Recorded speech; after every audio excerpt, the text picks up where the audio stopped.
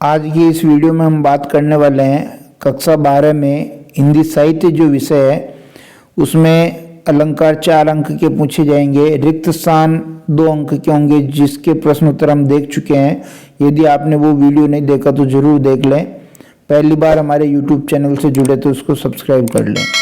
इस वीडियो में हम बात करेंगे क्योंकि ये पूरा पैटर्न जो क्वेश्चन का है ये ब्लूप्रिंट और मॉडल पेपर को फॉलो करके बनाया गया है। तो आप देखेंगे ये आपके 12 अलंकार सिलेबस में शामिल है। हिंदी साहित्य कक्षा 12 की मैं बात कर रहा हूँ और जो 1 लाइन क्वेश्चन पूछा जाएगा उसमें अलंकार की परिभाषा पूछी जाएगी। तो देखिए विशेषोक्ति अलंकार की परिभाषा आपको लिखनी है। काव्य में जहाँ कारण के होने पे भी काम नहीं होता है विशेषोक्ति अलंकार। उदाहरण पूछेगा नहीं, वैसे उदाहरण पहचानना पड़ेगा। देखो दो दो मेघ बरसते मैं प्यासी की प्यासी, तो यहाँ पर विशेषोक्ति अलंकार है। इसी प्रकार देखिए विभावना अलंकार जो है इसमें बिना कारण के काम हो जाता है विभावना अलंकार। और विभावना अलंकार का उदाहरण पूछे बिनु पग चले सुने बिनु काना कर बिनु कर्म करे विधि नाना। इसी प्रकार अन्योक्ति अलंकार के बारे में देखेंगे।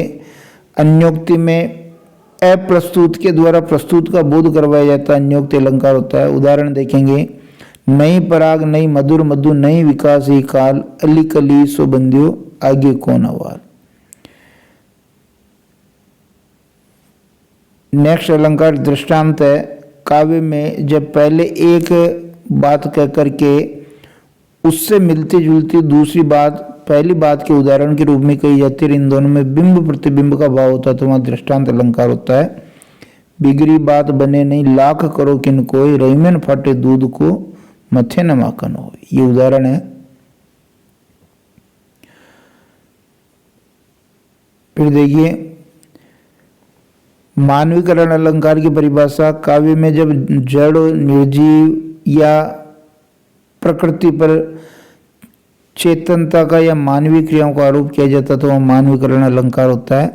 कि बीती वावरी जागरी अंबर पनगट में डुबो रही तारा गट उषा नागरी, तो उषा पर एक नायिका का आरोप करने से रूपक अलंकार भी है। उस उषा पर मानवीय क्रियाओं का आरोप करने से मानवीकरण अलंकार भी है।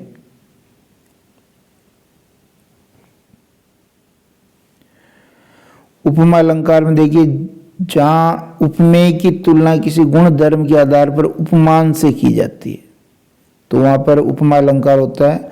उदाहरण पीपर पात सरिस मन डोला। रूपक अलंकार देखेंगे जब उपमेय में उपमान का भेद रहित आरोप कर दिया जाता है, यानी उपमेय पर उपमान का आरोप कर दिया जाता है लेकिन उसमें कोई भेद नहीं होता है, वो रूपक अलंकार।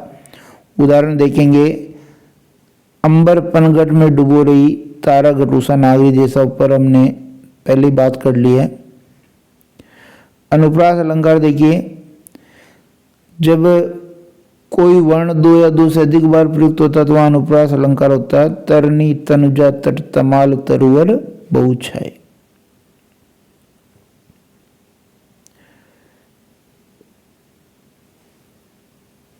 यमक अलंकार में देखिए काव्य में जब कोई शब्द 2 या 2 से ज्यादा बार आता है हर बार उसका अर्थ भी अलग अलग होता है, यमक अलंकार होता है। उदाहरण देखिए 3 बेर खाती थी वो 3 बेर खाती, यहाँ पर ये 3 बेर एक बार शब्द आया फिर 3 बेर दूसरी बार शब्द आया, दोनों का अर्थ अलग अलग है, यमक अलंकार। उत्प्रेक्षा अलंकार देखिए उपमेय में किसी उपमान की संभावना व्यक्त की जाती है वहां उत्प्रेक्षा अलंकार होता है। सोहत ओडे पीत पट श्याम सलोने गात मनो नीलमणि सेल पर आत परियो प्रभात।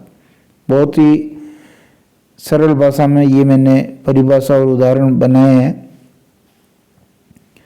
उदाहरण अलंकार देखिए जहाँ पर एक बात कह करके उसके उदाहरण के रूप में दूसरी बात कही जाती है और दोनों को उपमावाचक शब्दों जैसे जो मिश्र से जोड़ दिया जाता है वहाँ उदाहरण अलंकार होता है।